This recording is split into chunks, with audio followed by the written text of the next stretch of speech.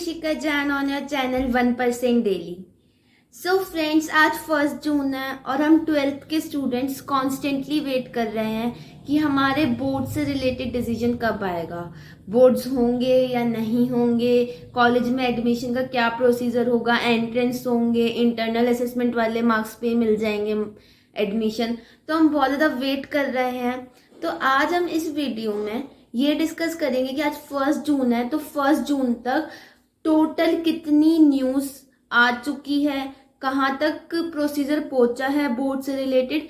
तो आज हम इस छोटी सी वीडियो में डिस्कस करने की कोशिश करेंगे, क्योंकि बहुत सारी न्यूज़ आ रही है, फेक भी है और बहुत सारी आ रही है। तो हम कंफ्यूज हो रहे हैं कि कौन सी न्यूज़ सही है, कौन सी न्यूज़ गलत है और कहाँ तक सच में 12th का प्रोसीजर पहुंचा है। तो आज हम इस छोटी सी वीडियो में बात करेंगे इस चीज़ की। तो सबसे पहले हम बात करते हैं कि सुप्रीम कोर्ट में क्या चल रहा है। एडवोकेट ममता शर्मा मैम ने बच्चों की तरफ से सुप्रीम कोर्ट में प्ली फाइल करी थी, जिसमें उन्होंने कहा था कि सीबीएसई को 12th के एग्जाम्स कैंसिल करने चाहिए और सारे स्टेट्स को भी अपने 12th के एग्जाम कैंसिल करने चाहिए, क्योंकि बच्चे बहुत ज़्यादा प्रेशर में है, कोरोना की 3rd वेव आ सकती है। तो मैम ने बच्चों की तरफ से सुप्रीम कोर्ट में प्ली फाइल करी थी। तो सुप्रीम कोर्ट की फर्स्ट हियरिंग हुई थी 28 मई को। उसमें जो सुप्रीम कोर्ट के जजेस थे, उन्होंने सबसे पहले ममता मैम से ये पूछा कि आपने जितनी भी आपने जो ये फॉर्म बनाया है, उसमें मैम की सारी प्रॉब्लम्स थी, मतलब जो बच्चों की तरफ से मैम ने लिखी, वो आपने अपोजिट पार्टी को दी है या नहीं, उसकी कॉपी। अपोजिट पार्टी में कौन आ गए? सीबीएसई बोर्ड, आईसीएसई बोर्ड्स और एजुकेशन मिनिस्ट्री। तो ममता मैम ने कहा कि नहीं, हमने तो नहीं दी। तो सुप्रीम कोर्ट के जो जजेस थे, उन्होंने इतना कहा कि आप पहले ये कॉपी उनको दीजिए ताकि वो भी अपना पॉइंट रख सके। फिर तो ये 28 मई को बस इतना हुआ था, और फिर जो नेक्स्ट प्रोसीडिंग्स की डेट थी वो दे दी थी 31 मई। फिर 31 मई को जो सेंटर की तरफ से अटॉर्नी जनरल थे के वेणुगोपाल जी, उन्होंने जजेस को कहा कि आप हमें 2 दिन का और टाइम दीजिए, हम इस पे तैयारी कर रहे हैं, तो हमें 2 दिन का और टाइम चाहिए। तो उस पर सुप्रीम कोर्ट ने कहा कि आप टाइम ले लीजिए, पर अगर आप पिछले साल वाले डिसीजन से अपने हटते हैं। पिछले साल वाला डिसीजन क्या था कि उन्होंने बोर्ड्स कैंसिल किए थे 12th के। तो जजेस ने कहा कि अगर आप वहां से अपना डिसीजन हटाते हैं, मतलब कोई और डिसीजन देते हैं, कैंसिल नहीं करते बोर्ड्स, तो आपको एक लॉजिकल रीजन देना पड़ेगा कि आप ऐसा क्यों कर रहे हैं।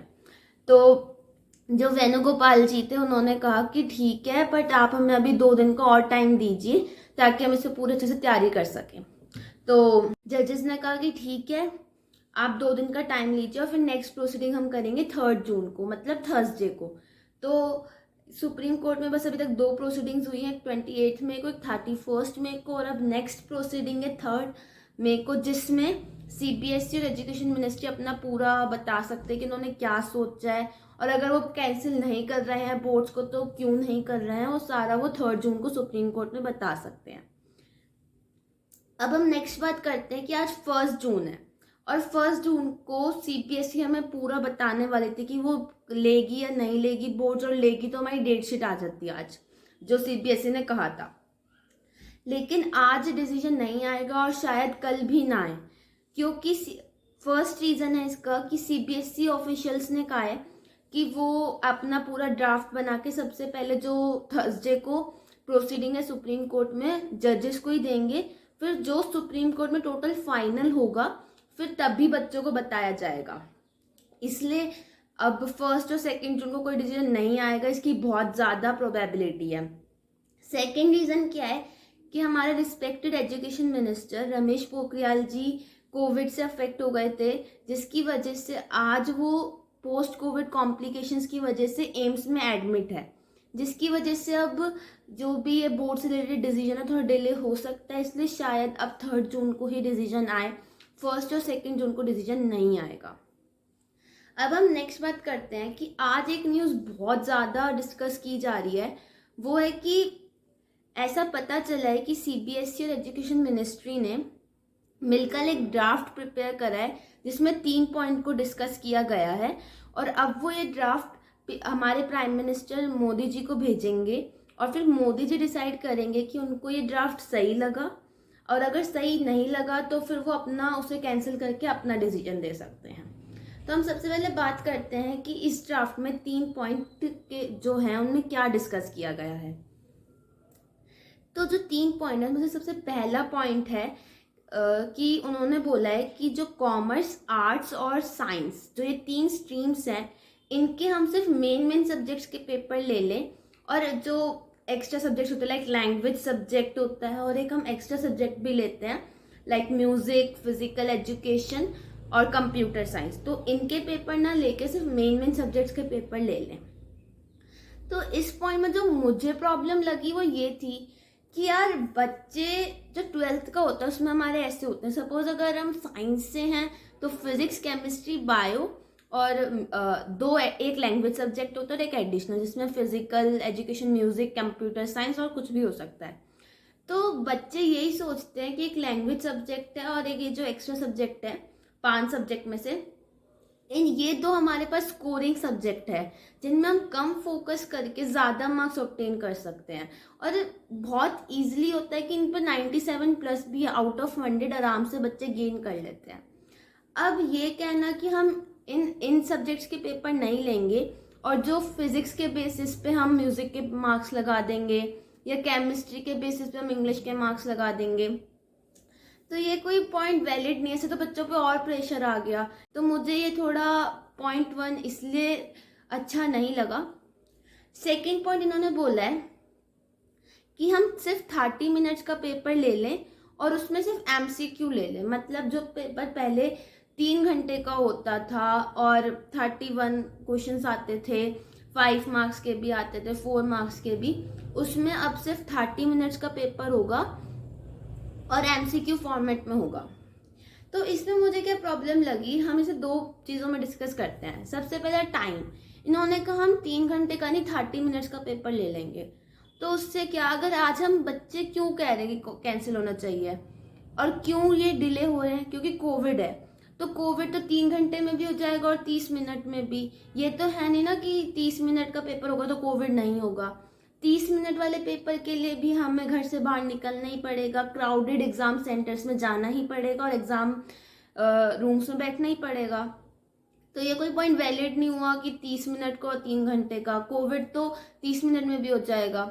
सेकंड पॉइंट इन्होंने बोला है कि एमसीक्यू फॉर्मेट ले लेंगे। अब हमें 1.5 ईयर हो चुका ऑलमोस्ट 12th में। हम सब ने, हमारे स्कूल ने भी हमें इसी तरह से तैयार करा है जैसा पहले वाला फॉर्मेट चलता आ रहा है। मतलब सिर्फ सेक्शन ए में 10 एमसीक्यू आते थे, उसमें असर्शन, रीजन, फिलअप सब कुछ। बाकी सारा पेपर में तो 5 मार्क्स के क्वेश्चन आते थे, 3 मार्क्स के, जिसमें बच्चे बड़ी बड़ी थ्योरी लिखते थे। तो हमें उसी तरह से प्रिपेयर करा गया है। अगर कोई आज हिस्ट्री का बच्चा है तो उसने आंसर राइटिंग तैयार करी है, उसने कभी एमसीक्यू की प्रैक्टिस नहीं करी। कोई फिजिक्स का बच्चा तो उसने डेरिवेशन पूरी लिख लिख के याद करी है। अब उसमें अब आप एमसीक्यू ला दोगे तो बच्चे बिल्कुल तैयार नहीं है उस फॉर्मेट के लिए। उन्होंने 1 साल सिर्फ आपके जो से पैटर्न चलता आ रहा है वैसे तैयारी करी है, और अगर आप एंड टाइम पे उन्हें बोल दोगे कि एमसीक्यू फॉर्मेट है तो बच्चों पे और प्रेशर आ जाएगा। उन्होंने कभी एमसीक्यू की तैयारी नहीं करी, उनके टीचर्स ने उन्हें प्रीवियस पैटर्न के हिसाब से ही पढ़ाया है। अब एकदम लास्ट मोमेंट में बच्चे ना तो एमसीक्यू की तैयारी कर सकते और ना टीचर्स इतनी जल्दी उन्हें कोई प्रिपेयर करवा सकते। तो ये पॉइंट मुझे इसलिए अच्छा नहीं लगा क्योंकि ये तो बिल्कुल कोई सॉल्यूशन नहीं है।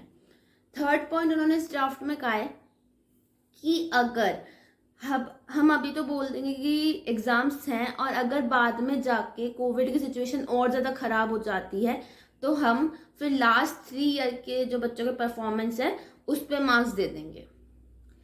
यार हम सब अभी इतने टेंस्ड हैं कि डिसीजन नहीं आ रहा, अटकाया हुआ है हमें, और अब ये दोबारा कह रहे हैं कि अगर कोविड की सिचुएशन खराब हुई तो फिर हम कैंसिल करके लास्ट 3 ईयर के जो मार्क्स होंगे उनके बेसिस पे बच्चों को मार्क्स दे देंगे। तो मतलब अभी भी ये फाइनल डिसीजन नहीं दे सकते और अभी भी ये कह रहे हैं कि हम बाद में बता देंगे अगर कोविड की सिचुएशन खराब हुई तो। इससे तो बच्चों पे और प्रेशर आएगा। मतलब बच्चों की जो प्रॉब्लम है वो तो सॉल्व नहीं हुई ना। इन तीनों पॉइंट से कहीं से भी बच्चों पे ना तो प्रेशर कम हो रहा है ना उनकी प्रॉब्लम सॉल्व हो रही है। और थर्ड पॉइंट में तो ये और बोल दिया कि अभी बता देंगे। तो मतलब अब ये वो कितने लंबे चलाना है हमारी 12th को पता नहीं। तो इसलिए ये पॉइंट्स मुझे तीनों को ड्राफ्ट में बिल्कुल वैलिड नहीं लगे। एज अ स्टूडेंट तो बिल्कुल वैलिड नहीं लगे, क्योंकि इससे कहीं से भी हमारा प्रेशर कम नहीं हो रहा है। अब देखो कि 3 जून को क्या होता है। होप फॉर द बेस्ट कि सुप्रीम कोर्ट हमारे फेवर में ले, बच्चों के फेवर में डिसीजन ले। एटलीस्ट ये 3 जो पॉइंट्स है ये तो बिल्कुल वैलिड नहीं है एज अ स्टूडेंट, जो मुझे लग रहा है। तो let's hope for the best. और अगर आपको मेरी कोई भी बात लगा हो कि मेरा जो पर्सपेक्टिव है वो गलत है, तो आप पॉजिटिवली कमेंट सेक्शन में अपना ओपिनियन बता सकते हैं, ताकि आगे की वीडियोस के लिए इम्प्रूवमेंट हो सके। Thank you.